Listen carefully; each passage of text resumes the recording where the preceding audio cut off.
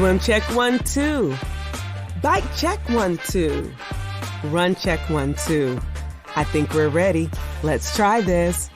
Welcome to the Try Beginner's Luck podcast, a podcast where we explore the sport of triathlon from a variety of perspectives to help beginner triathletes on their journey.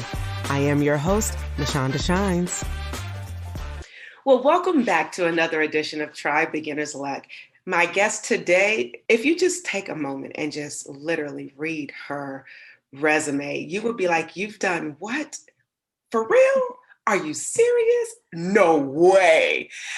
I can't even begin to start to talk about all the things that she has accomplished. She started doing triathlons in 1999, has done several sprints, Olympics, and had done her first half by 2004. She's done 12 full iron distance triathlons. Not to mention, she's taken her talents to coaching and making sure her athletes are right on course for the par, as they would say. And she also has a little tricky little nutrition situation happening. So I am so excited to bring to you all Miss Lindsay Leigh. Hi, Lindsay. Hello. Thank you for that introduction.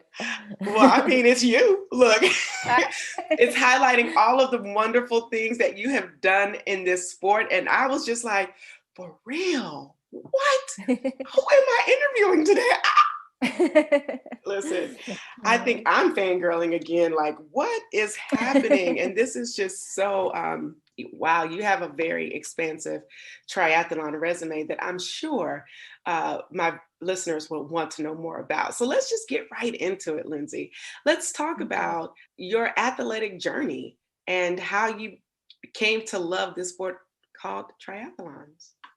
Sure. Yeah. So I grew up a swimmer. I started swimming competitively when I was 8, fell in love with the sport pretty quickly. And I also played tennis in high school. I ran track in middle school, but swimming was my main gig. And I swam in college, and I ended up walking on to the cross country team my last 2 years. I finally got the guts up because I started running more in college, kind of just to, for stress relief and get out of the dorms. And I did my first half marathon with my dad in college. And then my assistant swim coach said to me one summer, hey, you want to come do a sprint triathlon with me and my friends? And I was like, sure, at the beach. So I did a sprint triathlon, and my hybrid bike got beat, came out of the water like first, and then got beat by everyone on the bike on my hybrid. But I was hooked. I was like, that was it. And so I did a couple more sprints, I think, for 2 summers, and then, kept stepping up the distance, and the rest is history. Just, you really had to learn how to bike. So that's right. Because you can win or lose the bike on the race. You can win or lose the race on the bike because the bike is the longest distance. I was like getting tongue tied, like ta ta ta ta ta. Anyway, but no. We are just having way too much fun today. But in all seriousness, the fact that you are a swimmer, that's the part that most people hate. Yeah. Most people are like, no, I can't stand to swim. But the fact that that was your favorite, and then you got on a hybrid. How many people who are listening today have had their first on a hybrid? I've done one on a hybrid by default because my bike was locked up in the storage one time and I couldn't get it out. So I had to borrow a friend's bike, and all they had was a hybrid. So shout out to all the hybrid riders. You guys hold a special part in triathlon history, because if you can make it on a hybrid, you can do anything. That's right. With thick old knobby tires. Yep. You're like going chuck, chuck, chuck. And then the person by you is like, zoom, zoom. And you're like, wait a minute, I want to go faster. That's right. But anyway, I think that's such a great story. And I'm sure many people will be able to relate to that. But you got to do your first half marathon with your father. What was that like, to run a race with your dad? It was great. So he was a marathon runner. He's run 9 marathons. He's a big athlete. He's done lots of sports, and a tennis player too. So he got me into tennis, but he would always kind of get me out running. Even in middle school, high school, he'd always be asking me to go for runs and stuff. And I just got more into it in college. And I remember going on beach vacations and him knocking on my door every morning, let's go for a run, because he'd use the vacations as his little training camp, because he was a principal. We worked year round, long hours. And so vacations were like when he'd do 2-a-day runs. So I definitely got some of my craziness from him. But yeah, we did a half marathon. My longest training run was 8 miles. So you can imagine what happened at 10 miles. I kind of hit the wall, and he's Hit the wall. he's like, see you at the finish line. And he beat me. And he reminds me of that still to this day. Hey, remember when I beat you at that half? So that's no fair, Dad. Why would you do me like that? Yeah. I guess he's probably saying, well, you should have woke up when you had the opportunity when I was knocking on your door. That's right. You were like, I'm going to sleep. Yeah. And as I think about that, I think I had a personal moment of sometimes as a triathlete where you choose to sleep versus train. And it just hit my heart right there. As you know, you're thinking about knocking on the door at this stage. Most of us don't have people knocking on the doors to wake us up. Yes. But we do have that alarm that we're like, oh, snooze, Mm-hmm. I can't do it. And then when you get to race day and you are undertrained, you pay for it. Absolutely. You do pay for it. So I guess you've learned not to undertrain anymore. That's one thing that you took away from it. Yes, I have. And I have, if I ever skip a workout, I just have the guilt then. So I definitely, I don't miss many workouts because I kind of hate myself if I do then, I'm like, should have just gotten it done or whatever. So, yeah. Yeah.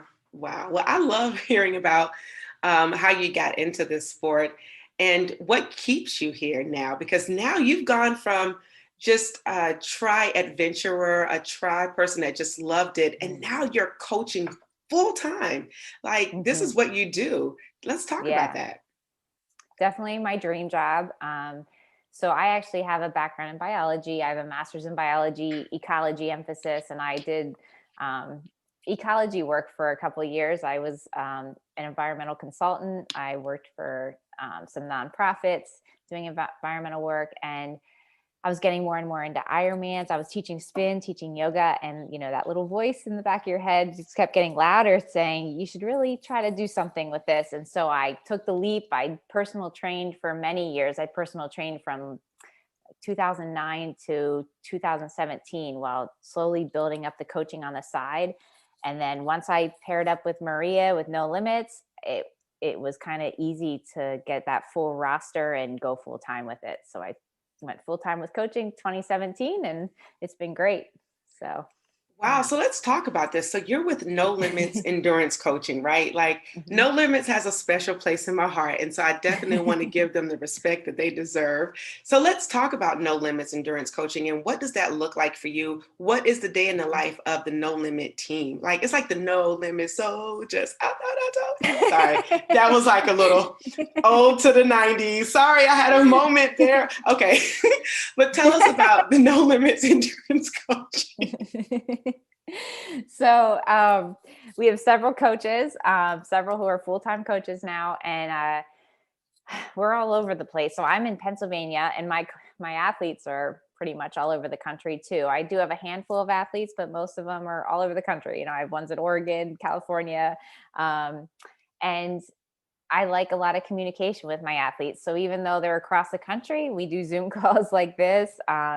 At least monthly. We check in daily over training peaks. They comment on workouts. I comment back. They tell me how they're feeling and how the workout went every day. So a lot of our communication is through training peaks like that. And then we do email, text, Zoom, and that kind of thing. But yeah, it's a great job. Wow. And not only do you do coaching, but you're out here writing articles and leading webinars. And, you mentioned Training Peaks. And although Training Peaks isn't a sponsor yet, I do like Training Peaks, and I hope one day they will be a sponsor. Let's talk about the articles that you write for Training Peaks and for USAT newsletters. Let's really get into that. Like, what are you writing about, and how does that help your athletes? Those articles have been really good because, even it's good for finding new athletes, putting your name out there that way, but also just contributing to the sport, contributing to educating coaches and athletes. So I've written topics on swimming. Swimming obviously is one of my strengths, and nutrition, fueling, I wrote one on easy bike maintenance, that kind of thing. So I kind of will just write things that I think of that maybe there's a need for that I haven't seen articles about yet. I kind of make sure no one has already written about it before I write it. But but yeah, when ideas pop up, I'll send an email out to Training Peaks and ask if they could use the article for their blog, and usually they'll say sure. Let us know when you have it ready. So Again, I absolutely love it that you mentioned a fourth discipline inside of what you just said.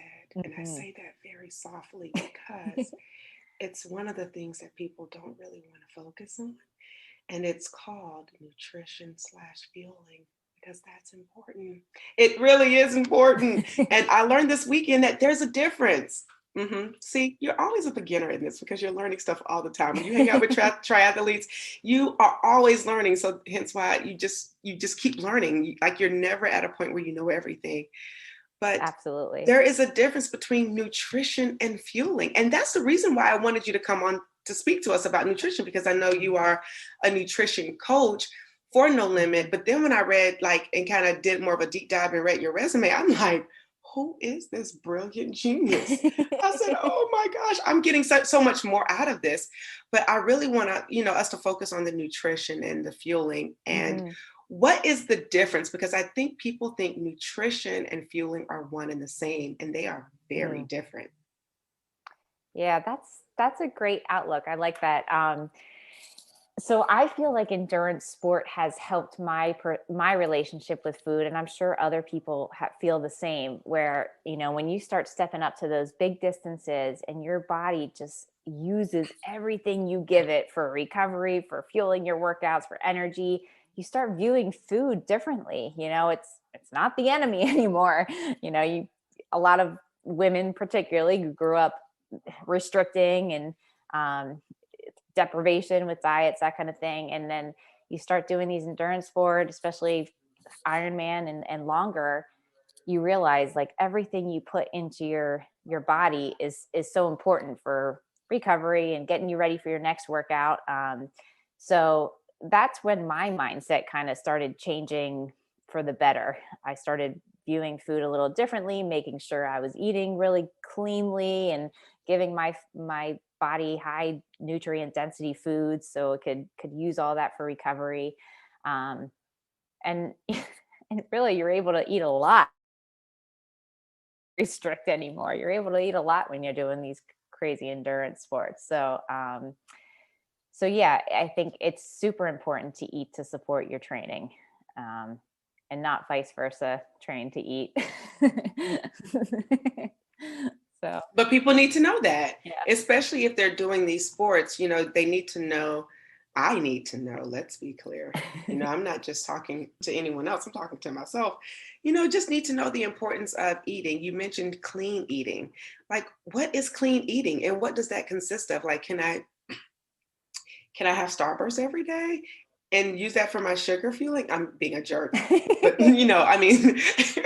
I'm only saying that because I just had some Starburst today because I was having a moment. So, but let's talk about what is clean eating and what does that look like for a triathlete in general. And well, first I'll start with, you could absolutely have those treats. There is absolutely room for those treats in your diet. I definitely have plenty of those.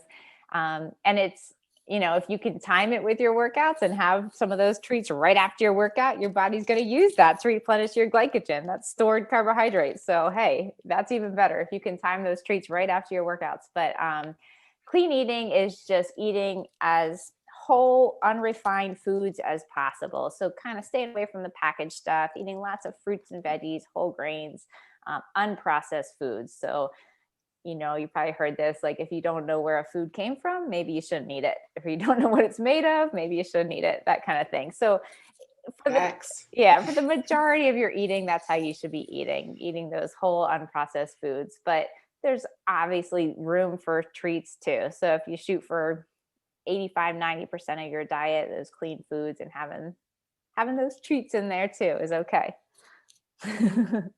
Come on, Starburst. I'm here for you. Starbursts are delicious. I agree. And can I just be, Here's a moment of truth. So during Christmas, my brother had some Starbursts, and I have had them in a jar on purpose for other people to come into my home, and that's what they would have. I had not touched those Starbursts until 2 weeks ago and was like, oh, these are great. I forgot how much they taste so good. And so I was like, no more. And then today I went back to my place and picked up some. And I was like, as I was, there doing some other things, and said, man, these Starbursts are so good. So now that I know that I can eat them after a workout to replace my glycogen, That's bam, right. I'm in the pocket. I'm excited. So excited about it. My 5-year-old Yeah. loves Starburst. Come on. It has to be the tropical kind, right? Like the Yeah, exotic flavors. pink and red are good. Yeah. Yes, pink and red. Okay. I'm out of control today. I'm not sure. See, that's the problem. I had the Starburst. I have all this energy, and I am just, I'm bursting. No, this is so. You're going to crash later. What? So if you're listening to this, please know I have a sugar high right now. And this is not normally how my interviews go. I'm usually more professional, and I like to do things in a good, decent, orderly way. No, not really. You probably have learned that by now. But yeah, so thank you for sharing with us what clean eating is, and just knowing the source. Clean eating is just knowing the source of where the food comes from. High density food, you mentioned that as well. What is high density food? Yeah, so generally we want high density nutrient food. So, high nutrient density, the fruits and the veggies, they are not very high in calories, but they're filled with a lot of nutrients. So we want to be eating lots of them. If you are someone who has trouble keeping weight on in the race season, when you have high volume training and everything, you want to look for high calorie density foods too. So the healthy fats, the nut butters, things like that, olive oil, avocados, those good healthy fats are going to be a little bit higher in calories, but super healthy still.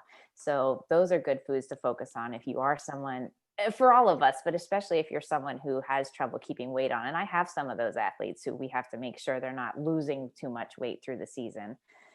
So well, I know that's most of us don't have that issue, but I was about to say, but what about for the people who are trying to lose weight or want to be more fit in tone?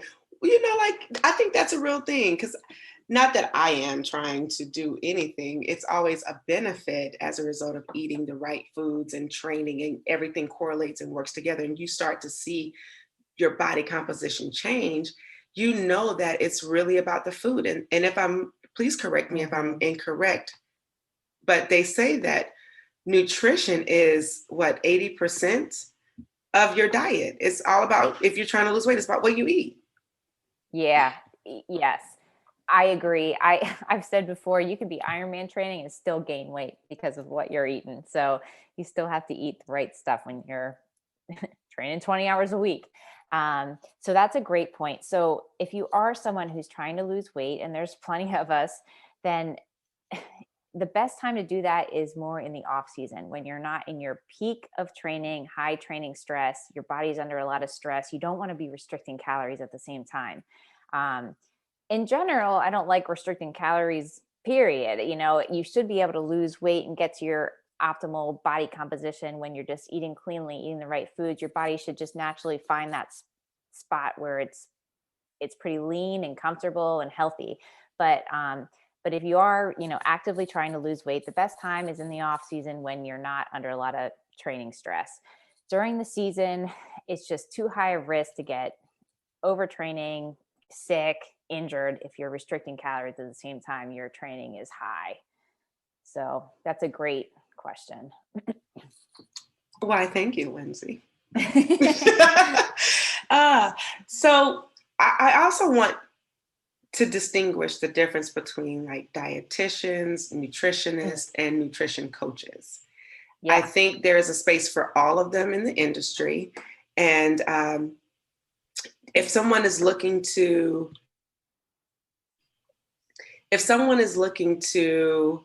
hire one of the three, how would you instruct them based off of their goals or long-term results?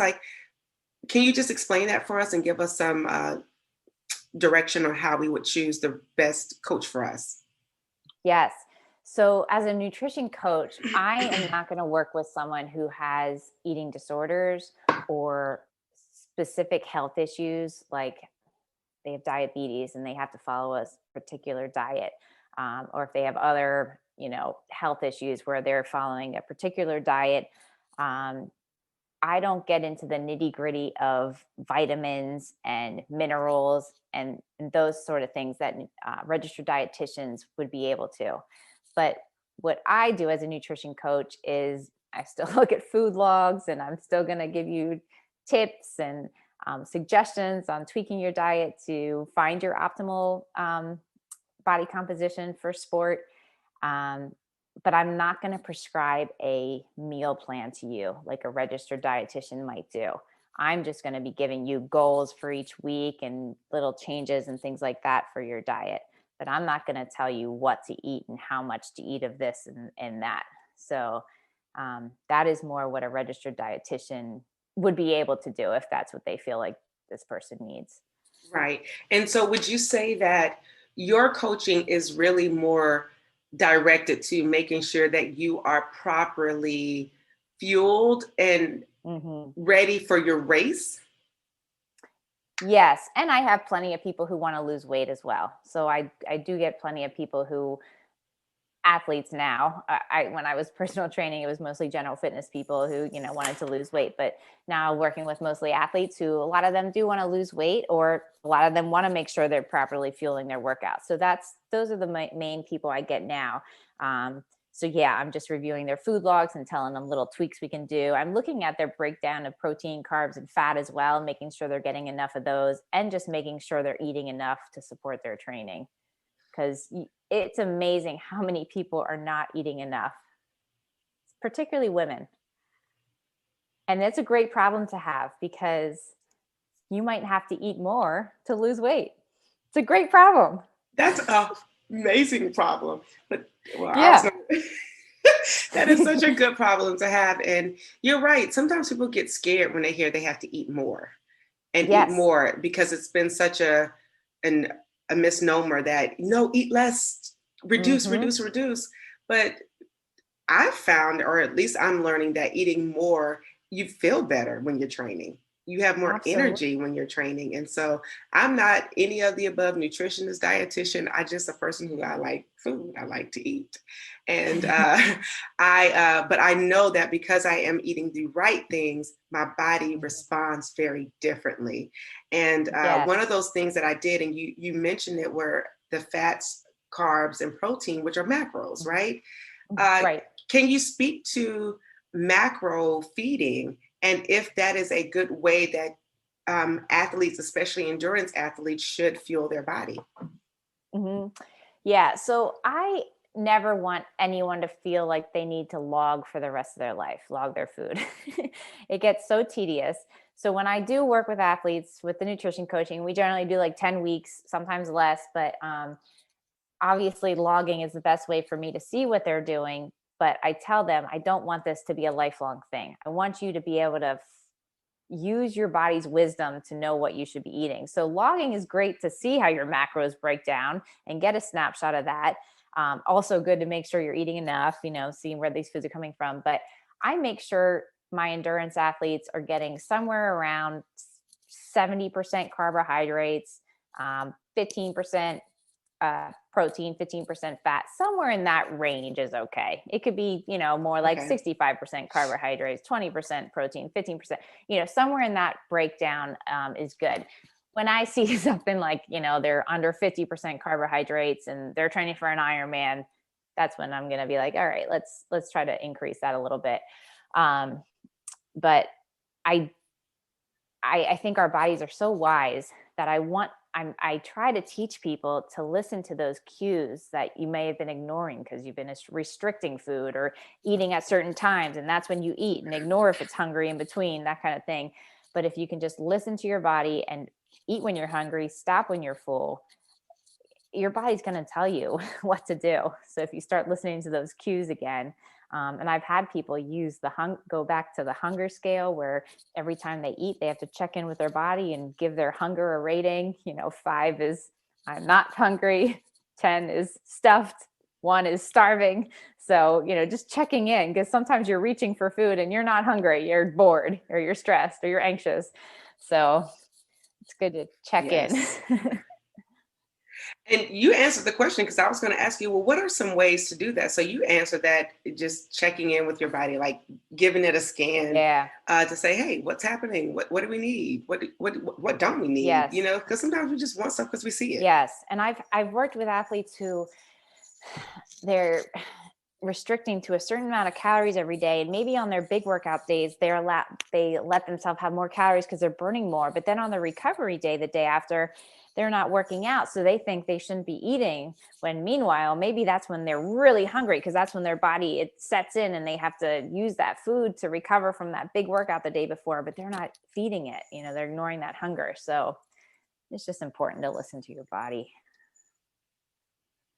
You hit on something right there that I think I didn't realize was happening to me until recently, that I can do a big workout or have a race and I'm not hungry immediately after that, but a day or two Yes. later, I want everything.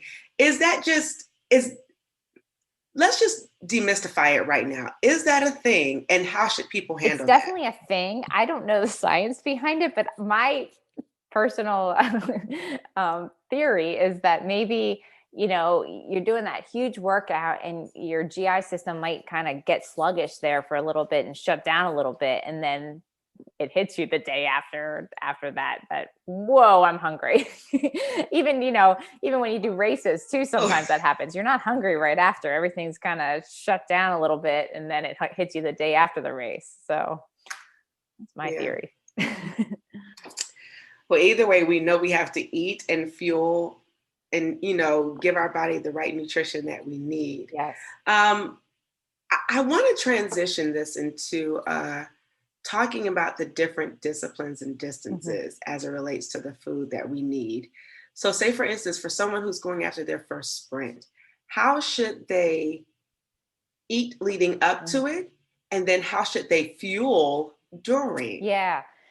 Even for a sprint, you want to make sure you're topped off with carbohydrates and topping off that glycogen, that stored carbohydrate that we use. So in the day before, just the day before is okay for a sprint. Just making sure you have plenty of carbs. You don't want to eat more than you normally eat for total calories, but you want to make sure you're getting plenty of carbs in your calories that day. So having a good breakfast full of carbs, maybe pancakes or a big bowl of oatmeal, something like that. And then lunch, turkey sandwich with some pretzels, and then dinner doesn't have to be huge, and an early dinner, I always say, is best. So you have plenty of time to digest it. So dinner, 5:00, and pasta's fine, but it doesn't have to be this huge bowl of pasta that's going to be hard to digest.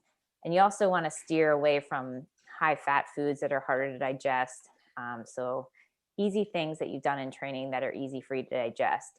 And then same with the morning of, 2 to 3 hours before your race, just stick to the foods that you've had before your longer training days, whatever works for you. But ideally high in carbohydrates, low in fat, easy to digest. And then during the sprint triathlon, depending on the weather, you might be able to get away with just water for it, depending on the legs. So let's say it's quarter-mile swim, 15-mile bike, and a 5K run. You might be able to get away with just water on the bike and water on the run, or you could take in a sports drink on the bike with some electrolytes and a little bit of carbohydrate to make sure you're topped off for the run. So you can get away with pretty low fueling on the sprint. Ooh, now as we graduate, let's go to that Olympic. Yes. So the Olympic is where you definitely want to take in some fuel. So you got a 0.9 mile swim, and then you're going to hop on for a 25-mile bike. I recommend having at least one bottle of sports drink, whatever you use. I use a bottle that has almost 300 calories in it, and it has carbohydrates and electrolytes. So that is what I'll have on an Olympic, but I'll also have a plain bottle of water with me. So that's usually what I'll take on an Olympic, those 2 bottles. And then on the run, I'll grab water off the aid stations, but I will have calories with me in case, something like Cliff Blocks, just a little bit of calories if I need them. Or you could use goo, whatever you use, or you could carry a bottle with your sports drink if that's what you like sticking to.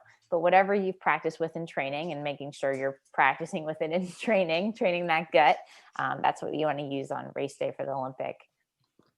I like that, what you just said. I'm not going to repeat it, because if they didn't get it, they didn't get it. And I think that's a t-shirt. Thank you for that. I'll tell you off air. I'll give you some royalties for it, because I was like, yes, I like that. Anyway, oh, that's really good to know. So the 300 calories that you take on the bike, that's helping you to fuel, because again, that typically for you, it will take you about an hour and 2 minutes to do 25 miles. But, you know, right. But, you know, it's just, that's good to know, to take in some calories there. Now, as we move into the longer distance, I am noticing that more and more people are stretching themselves and wanting to get into that longer sport. So let's talk about the half distance. Yeah. So the half is the first distance where fueling becomes really important. That's what I always say. So that's the first distance. So when athletes step up to that, they might not be used to fueling all their training. And the key is to practice it on every long workout that you have. So every long bike, pretty much anything over an hour or an hour and a half, practice your fueling, take in fuel, train that gut as much as you can up until race day. So it is dialed in and seamless on race day. So the swim, obviously you're not going to take anything during the swim. And then as soon as you hop on the bike, I generally will just sip on water for the first 10 minutes while my heart rate kind of settles down, because your heart rate's always cranking on that swim, and you hop on the bike. I take in a few sips of water at first. And then when I feel a little bit more settled, I'll start on my fueling. So again, I use a sports drink that has close to 300 calories a bottle, and I'll take at least 2 of those bottles on the bike. And then I also supplement with Cliff Blocks or a goo. So I'm shooting for about 300 calories an hour on the bike. That is where I always try to start athletes out in training and see how that works for them. Some athletes are going to need more than that. Some athletes will do better on less than that. And it has to do with their body weight, how big a person they are. My bigger guys might be needing closer to 400 calories. Some of my smaller women might do well on 200 to 250, but not always. Like I know some small women who they need closer to 400 calories. That's what their body's burning. So you have to figure out what works for you. If you're on your long training rides, if you're hungry off the bike, you need to take in more. And then on the run, again, use what you used in training, but you're going to be able to handle a little bit less on the run. So maybe somewhere between 150 calories to 200 calories an hour is common. But again, practice it in training and see what your gut can handle. And on the run, I'll use just water off the aid stations and pop Cliff Blocks every mile. I've used goo as well. I have athletes who use Gatorade on the run, Gatorade and water, and they'll carry goo or Cliff Blocks. So as long as you're able to practice it in training and then get those calories down, it doesn't matter which of these products you're using, just whatever works for you. Awesome. So let's go back to the beginning of the race for the half distance. Would you say, because you can't fuel you're not eating fuel while you're swimming? That's just impossible. Unless we figure out a way to make that happen, it's impossible today. But would you say before they get in the water, they need to probably ingest something? Because I really want to set people up for success here. So what should they have electrolytes, or should they maybe have a pre-formulated drink that's giving them a little bit of calories so that they can get through the swim? What would you suggest? Great question. So the day before and the morning of, I suggest having something with electrolytes in it. So you're not, because we all tend to try to overdrink, on the day before, making sure we're topped off, hydrated. I've done it every time, especially for a hot race. I'm like, I got to drink.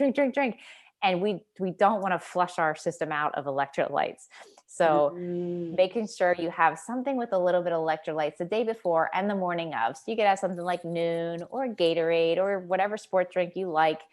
Sip on that the day before and the morning of, so you're topping off your electrolytes.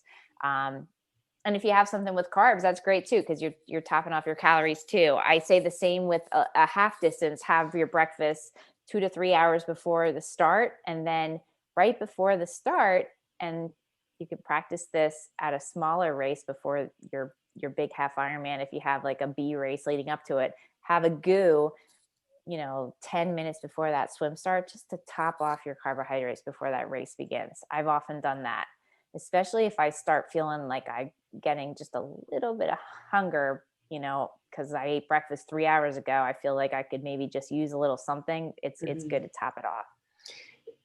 Now, Lindsay, I could be hearing things, but I want to make sure I'm hearing you accurately here now.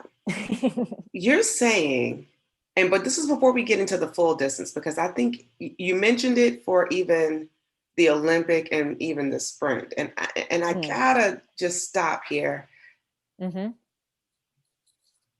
If I'm eating 2 or 3 hours before my race and my race is already early, yes, what time do I really need to wake up? Because think about it before you leave the house. And if this is too much information that I'm about to share, people just close your ears for a second. But there's a certain amount of releasing that has to happen before you should get to this place. And so if I'm waking up 2 or 3 hours before the race to eat, that means I'm like going to bed at 2 o'clock in the afternoon. Yeah, no, I know. I have read plenty of recommendations where they say, make sure you have your breakfast 3 hours before, whatever. And I am someone who I try to maximize my sleep up until race day. And because normally you have to get there so early just to get parking or get in transition. Oftentimes transitions opening at 5 a.m. or before. I just did Blue Ridge 70.3. We had to catch a shuttle at 3:30 a.m. So we definitely got our breakfast in plenty early at that race because we were eating on the bus. So usually these races, the bigger ones anyway, are making you get there so early anyway. So if you're eating your breakfast maybe in the car, or once you get parking, you can just sit there and eat your breakfast there. I've often done that. I don't wake up extra early just to get it in, 3 hours before. For me, 2 hours before generally works with my coffee. And I usually have time to evacuate at the race site. That's cute. Evacuate. Look at you, such a lady. You like evacuate. Yes. Yes. Because that is very important. You don't want to have to evacuate when you're on the run during the race. And that has happened to me plenty of times. But yeah, it's not what you want. Listen, as Maria will say, releasing, AKA pooping, is never TMI. Not in the triathlon world. I said this before. My first time staying with triathletes in a tri house for a race was about 2 years ago. And it was a competition to see who's pooping the most. And I was like, yo, that's disgusting. And now I'm like, what? I've had my certain number that I need to have before I feel like I'm ready to go. And it's a real thing. But now knowing that makes me feel a little bit better that I don't have to wake up extra early. I can kind of do it alone there, because I think that matters. Because if you're new to this, you can get so like, oh my gosh, I want to do everything by the book. I want to do everything by the book. And so that means even before you're working out, because you said to practice everything that you're doing on race day. So if you're going out for that, say 6 a.m. bike ride, you need to be up at 3:30, and then having your breakfast by 4 to see how your body metabolizes it before you get on your run. Yeah. I mean, yeah. Yeah. Ideally you are practicing it pretty precisely in training. If you can swing it, you can do that. So, and don't be like me. As precisely as you can. Get up 30 minutes before or whatever workout and be like, let's go. But see, that's why we have the experts here, and you don't have to listen to me. I just get to ask them the questions, because I'm like a student. I'm like, oh yeah, this is what I'm going to do. So we're here together learning. All right, now I guess we're ready for the big quote unquote kahuna, the iron distance. Let's talk about fueling for that. Yeah. So this is where fueling becomes even more important. And so, I tell some of my first time athletes, I say, if you can nail the fueling down and master that fueling, you're going to have a good day because so many times we see gut issues ruin people's day, and it Mm, stinks because they train so hard for it. And, it's not their muscles limiting them. It's their gut. They're sick or yeah. So that's disappointing. So you cannot fuel the gut or train the gut enough. You got to train that gut in training every chance you get. Um, and same deal. What I do is I usually start athletes at about 300 calories per hour on the bike and see how that goes. Those simple carbohydrates, through sports drink or goos or blocks, whatever they like. You want to avoid the slowly digested or complex sugars during exercise. I've had athletes who want to stick to like more natural foods and they're trying to do fruit or things like that. And um, I recommend sticking to those simple sugars. if you guys could just see her face, she's like, it's not going to work. But you don't want to say it's not going to work, so I'm going to say it for you. Hey, guys, listen. It's good to do it, but if you want to finish, you're going to have to do something different. So add some products that are pre-packaged to help you so that you can get through the race. Yeah. And generally the stomach can process somewhere between 60 to 90 grams of carbohydrates per hour, but you just want to make sure you're having plenty of plain water with those carbohydrates. So if you're using a sports drink, make sure you also have plain water too. That'll help with your hydration. If it's a hot day, you're going to have that extra liquid, but also it's going to help you absorb those carbohydrates and digest them well. For sports drink, if you look for drinks that have somewhere between like 14 to 15 grams of carbohydrates per 8 ounces is good. Any higher, and that's how they're mostly made, but higher concentrations are going to delay gastric emptying or pull water from the intestine, which can lead to GI distress. So if you are someone who has a sports drink like a powder and you're going to double concentrate it or triple concentrate it in a bottle, just make sure you're taking big swigs of water every time you have a sip of that concentrated solution, because it's not meant to be triple concentrated like that. And not to get too sidetracked off of this, but like in Ironman and 70.3, sometimes that can be tricky if you're using Gatorade off the aid stations, because they're mixing those solutions in those big jugs of water and they're volunteers doing it. And maybe when they get low, they're going to dump more Gatorade in there. So I've had swigs of Gatorade that is super concentrated from them. And, that can cause issues too. So just something to be aware of if you're taking it off the aid stations. The concentration might be a little screwy. No, I think that's really helpful to know, because that's where you have to be careful. And that's why they tell you the nutrition that's going to be on the course so that you can practice it prior to getting on the course. Right. I know if you're doing bigger brands that have sponsorships, you think that they will have the bottles, and sometimes they do have the bottles until they run out of the individual bottles. And when they run out of the individual bottles, then it goes to quote unquote the powder form, and you have to be careful. So definitely have things on your person that you're used to that you can easily squeeze into the water bottle that will be able to replenish for you, because that's easy. And then would you say in their special needs bag, which is kind of halfway through the bike, they can have all those additional items to replenish so that they can continue successfully moving forward? Absolutely. And on the bike, they're usually always going to have the bottles on the bike for you to hand off. It's more on the run where they're going to be mixing those big jugs of the powder formula. Right. So I don't know. It happened. It's happened to me once or twice. And, that's enough for me to think, oh, I'm like scared of it now, but it might not be that common, but it only has to happen to you once or twice and you never forget. So it's just something to, be careful of, and maybe have a backup plan if that's your plan. Or, if you're grabbing Gatorade off the aid station, have a water with it too. So you're prepared if it's a little too concentrated, make sure you chase it with water.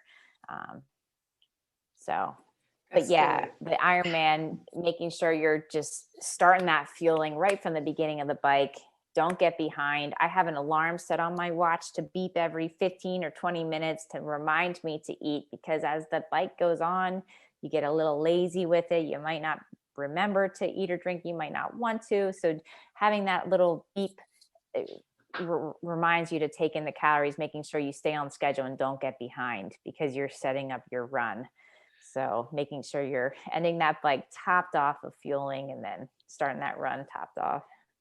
I love it. What would you say are good things to eat on the bike that are quick, easily digestible, and will complement whatever carb sports drink they have? Yeah. So for me, I usually stick with like sports nutrition products like Cliff Blocks. They taste like little gummy candies. They're delicious. Mm-hmm. So I'll eat those on the bike with plain water. Anything you eat, make sure you're just taking plain water with it. I have athletes who use bars, like the UCAN bars. Okay. I've tasted them. I think they're pretty good. So I have athletes who those work pretty well for on the bike. They supplement their sports drink with those too. When Power Bar is still making Power Bars, I don't know if they actually make the bars anymore, but I've had athletes use Power Bars too. But most of my people and what I recommend are sticking to like Cliff Blocks or Goos or athletes are using. Love, and love. You mentioned, because I like all those things.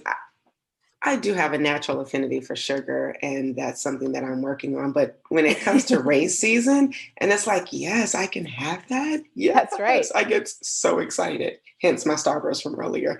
Anyway, tell me about pre-race dinners. And I know you touched on it, but most people are fans of the pasta dinner, and they feel like they have to have pasta. Would you say pasta is great, but if you're eating pasta the day before, it's not going to be as beneficial for you as if you had it 2 or 3 days beforehand and then had more of a more balanced meal that included carbs, fats, so that they can clean out your system, and protein? How would you suggest to do the pasta? There's nothing wrong with pasta the night before. I would just say don't feel like you have to have this big heaping portion of it. So you don't want to overeat the day before. We say, have a big breakfast the day before, a little smaller lunch, a little smaller dinner. So tapering your meals through the day, and having that early dinner. So your body just has plenty of time to digest and evacuate in the morning.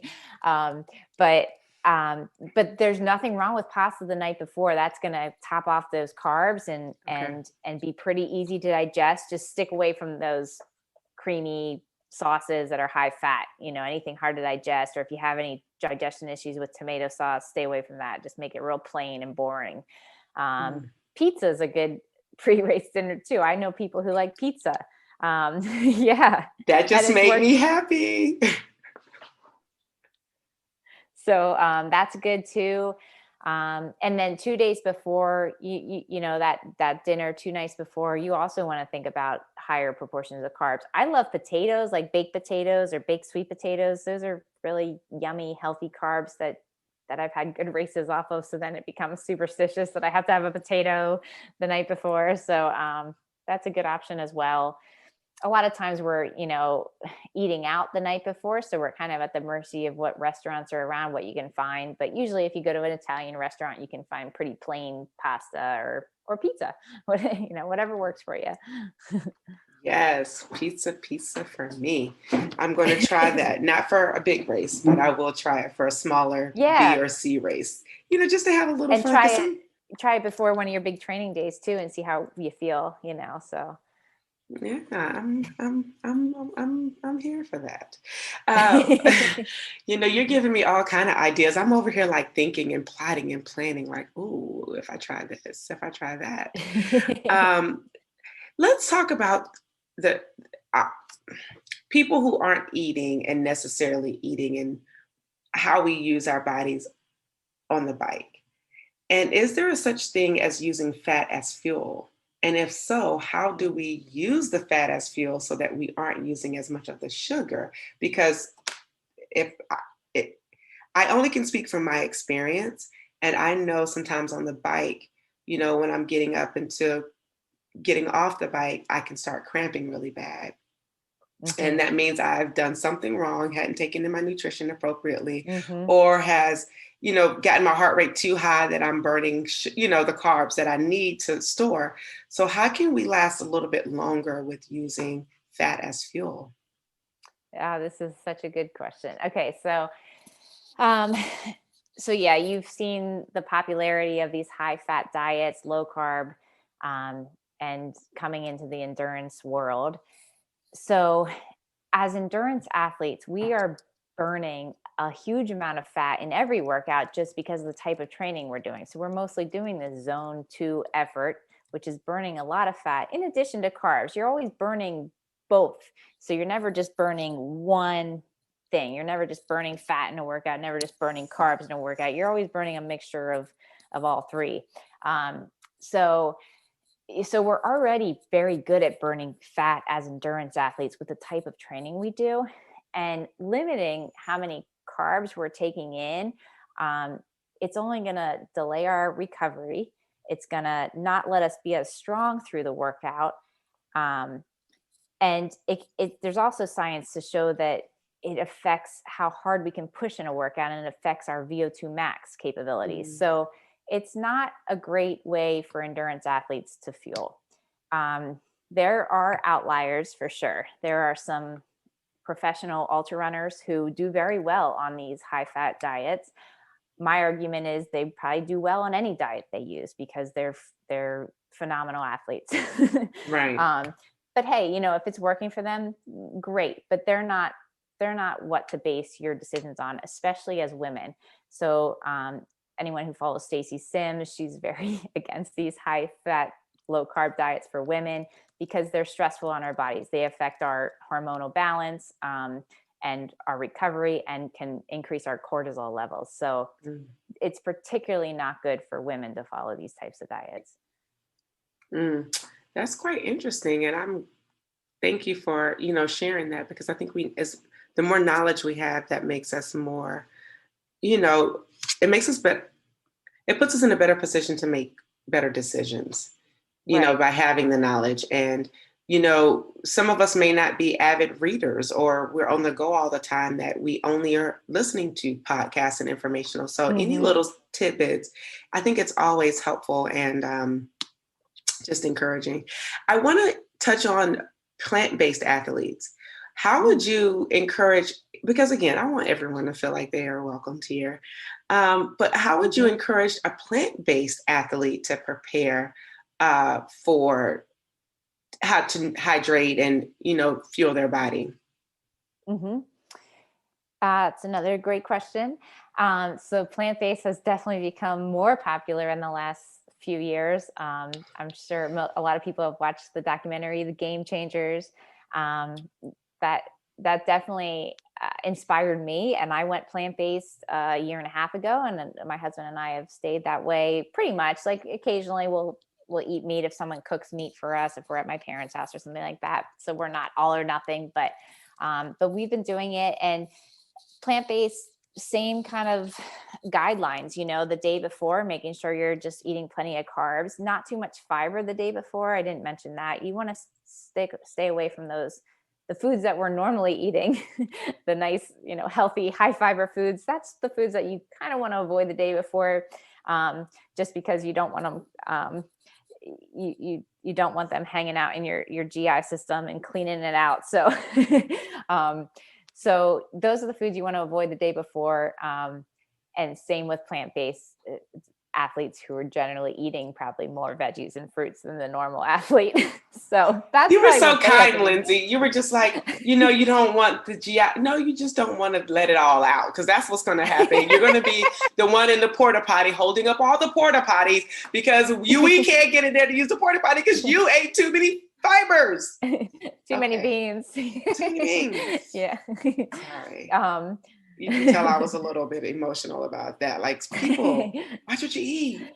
Just kidding. But plant-based athletes can definitely get as as much protein as meat-based athletes. They can get all their protein needs. That's kind of a myth that's been debunked. And as long as they're eating well-rounded foods and eating plenty of beans and being careful that they're eating healthy and a good variety of foods. So they can definitely support their training still. I am so glad I got that in. Let me tell you, time flies when you are learning. Clearly, I didn't pay attention to any of my timers going off. I'm just like, what? I'm listening. I'm having a good time. And I hope you guys who are listening are like, yes, girl, we was having a good time too. And we're just in it. We're in the flow. Well, it has come to our time where I love to. This is a fun podcast, and I like to ask really good questions, especially you being an athlete. And we have, what is it called? It's called rapid fire questions. So I'm going to ask you some rapid fire questions. Don't think too deep about it. If you want to expound upon it, you can, but they're just really quick questions to help people get to know you a little bit better and to kind of put you on the spot on some really tough things. Okay. So if you're ready. I'm ready. And I think I'm going to start with this one since we've been talking about nutrition so much. What's your favorite post-workout food? Ooh. Oh gosh. I'm going to say something boring. A smoothie. So boring. I mean, you are the nutrition coach, so so boring. Let's see if we can get some better answers out of her for those who really want to know. No, that was so boring. No, you're fine.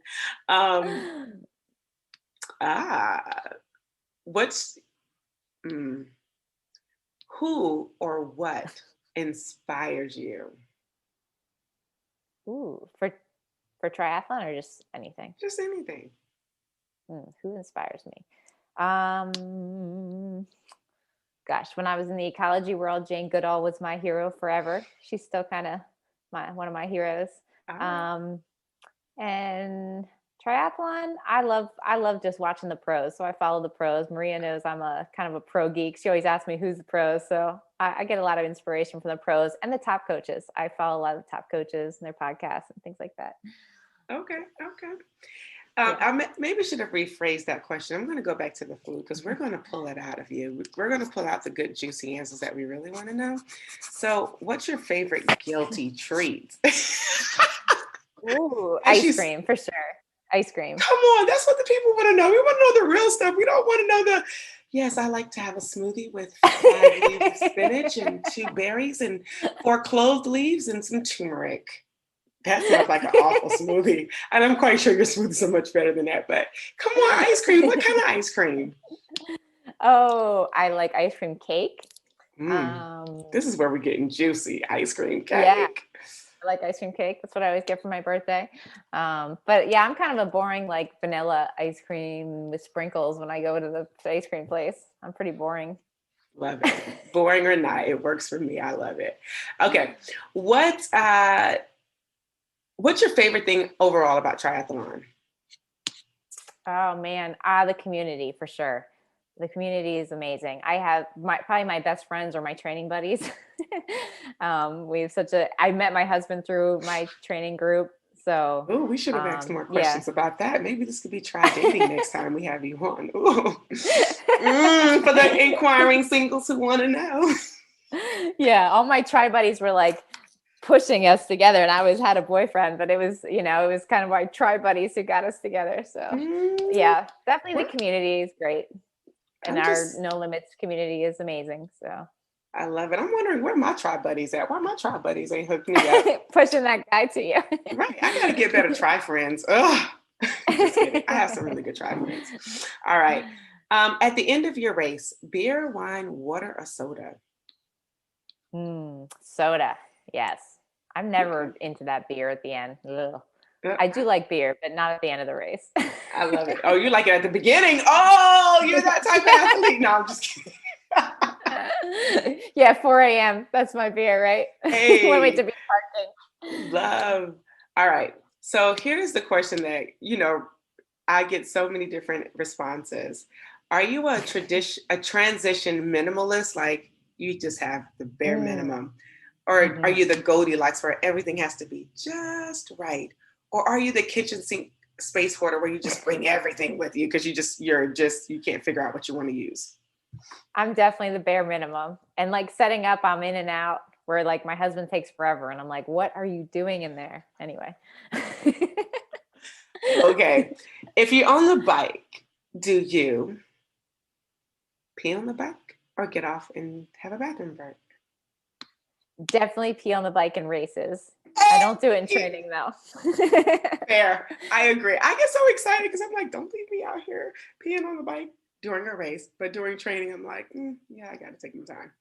I love it. Okay. And just music. What do you like to listen to music on your training rides or runs, listen to audiobook or silence? In the last year, I started listening to more books or podcasts on my runs. So I've been doing that a lot. So I love it. I love listening to that and now I have a foot injury and I was listening to a podcast while I was aqua jogging and that's why my AirPods might be messed up, but no, I love listening to podcasts and getting through books on runs. That is so cool.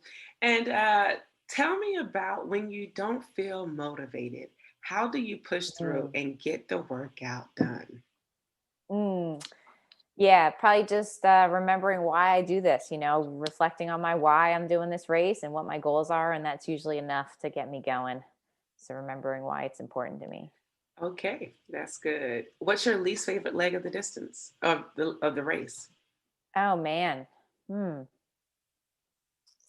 Yeah, it's a good question. I love them all. Now that's a first, ladies and gentlemen. Lately my run has been more of my struggle and I've been struggling to stay healthy with my running. So that's probably, what I'm frustrated with right now, but I do love running. So yeah. Okay. And what's your favorite distance? Oh, that's a good question too. Gosh, I'd say between probably 70.3 and Olympic distance. I do love the Olympic distance because I'm a swimmer and it benefits swimmers. It's the longest proportion of the swim, right? Yeah. So I do love an Olympic distance, but I also love halves. Wow. Lindsay, all I can say is thank you. You are a jewel. And I love the fact that, you have done every distance and not just once or twice, but multiple times. Like you're in the double digits and doing these distances. You are a mom. Like you're out here being a boss chick.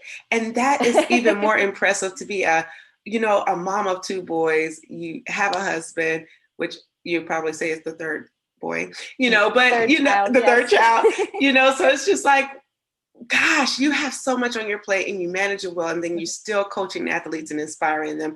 Thank you so much for coming on the show today. And I am just so grateful to talk to you. And I hope you'll come back again with us. Oh, absolutely. Thank you so much for the opportunity. It was so fun. Yeah. Well, ladies and gentlemen, that was Miss Lindsay Leigh. And you heard her right here on Try Beginner's Luck. Whenever you try Beginner's Luck, you're always sure to win. Thank you so much. And be sure to tune in for our next episode. Thank you for tuning in and listening to this episode. We need your help so we can continue to try at TBL. So for more information on where you can find and subscribe to this podcast, visit www.trybeginnersluck.com. And don't forget, whenever you try Beginner's Luck, you always win.